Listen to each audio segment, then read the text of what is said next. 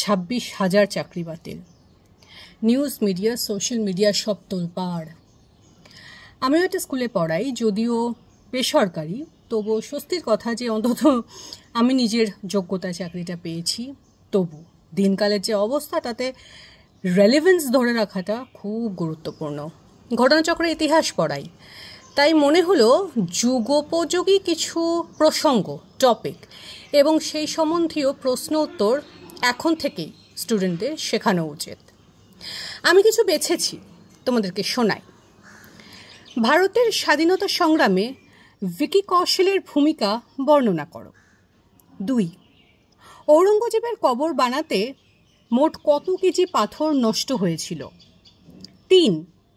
এর মধ্যে কোন স্লোগানটি স্বাধীনতা আন্দোলনে বেশি কার্যকরী হয়েছিল?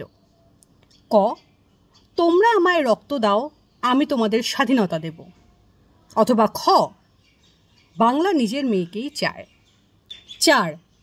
নাথুরাম গডসের দেশভক্তি সম্বন্ধে যা জানো লেখো। 5.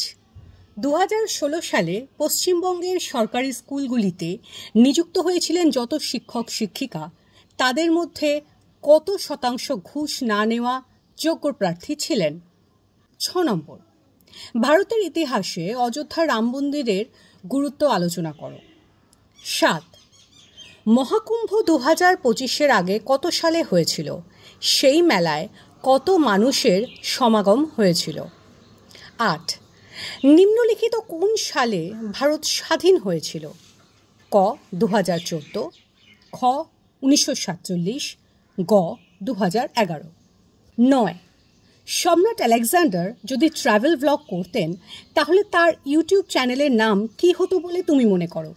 তোমার উত্তরের সপক্ষে যুক্তি দাও। আর 10.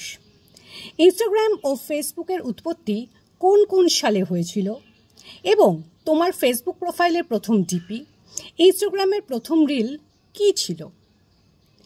মোটামুটি এই 10টা প্রশ্ন আমার মনে হলো যে এখনই খুব জরুরি আমার স্টুডেন্টদের শেখানো। তোমাদের যদি আর কোনো ভালো প্রসঙ্গ বা প্রশ্ন উত্তর মনে পড়ে, কমেন্টে জানাও।